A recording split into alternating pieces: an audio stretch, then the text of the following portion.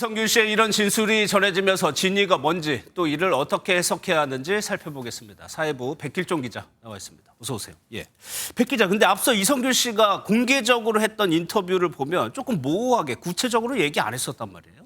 네, 그렇습니다. 먼저 이성균 씨 1차 출석 당시 모습부터 보시겠습니다. 취재진들에게 성실하게 임하겠다는 원론적 입장만 내놓았습니다. 들어보시죠. 유흥업소 실장한테는 어떤 협박을 받으신 건가요? 그 또한 조사에서 성실히 임하도록 하겠습니다. 어제는 마약 투약 혐의에 대해선 답변을 피하며 기억하는 걸 솔직하게 말했다고만 했는데요. 리포트 보신 것처럼 경찰은 마약인 줄 모르고 투약했다는 진술을 확보한 것으로 알려졌습니다. 그러면 투약은 했지만 마약인 줄 몰랐다, 이렇게 얘기하는 것이 이성균 씨에게 유리합니까? 네, 그렇다고 판단한 것 같습니다. 많이들 떠올리시는 게 쥐드래곤, 권지용 씨의 대마 흡연 사건이죠. 예. 지난 2011년 권 씨는 공연을 위해 일본을 방문한 뒤 대마 흡입 혐의로 조사를 받고 모발 검사에서 양성이 나왔습니다. 당시 권 씨는 일본의 한 클럽에서 일본인이 준 담배를 피웠는데 일반 냄새와 달랐다고 검찰에 진술했습니다.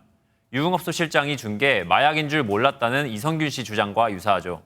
당시 검찰은 권 씨가 초범인데다 흡연량도 미미한 수준이라며 기소 유예 처분을 내렸는데 이 씨도 이런 수순을 분명 염두에 두고 있을 거란 분석이 나옵니다. 예. 진술은 이렇고요. 이제 증거 부분도 한번 보죠. 남은 검사가 있습니까, 지금? 네, 그렇습니다. 사실 모발은 염색이나 탈색으로 마약 성분이 사라진다고도 하는데요. 다리털 등 다른 채모는 다릅니다. 지난 2019년 마약 투약 혐의를 받던 가수 박유천 씨가 모발 검사까지는 음성이 나왔지만 다리털 검사에서 양성이 나오며 덜미를 잡힌 적이 있죠. 그래서 경찰도 아직 정밀 검사가 끝난 게 아니라며 결과를 기대하는 분위기도 읽힙니다. 그러면요, 만약에 이마저도 음성이 나오고 앞서 우리가 얘기한 그런 진술 정도면은 협의 입증이 가능한 거예요?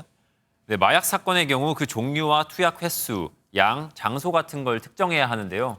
양성 반응이 나오지 않으면 어려움에 봉착하는 건 사실입니다. 하지만 경찰이 이성균 씨 휴대전화에서 확보한 증거가 확실하다면 이야기는 또 달라질 수 있습니다.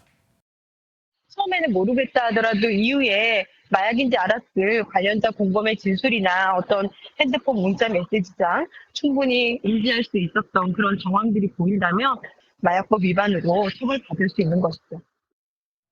일단은 경찰이 이 씨 휴대전화에서 확보한 증거가 무엇일지 등을 지켜봐야 할 것 같습니다. 알겠습니다. 여기까지 듣도록 하겠습니다. 백길종 기자였습니다.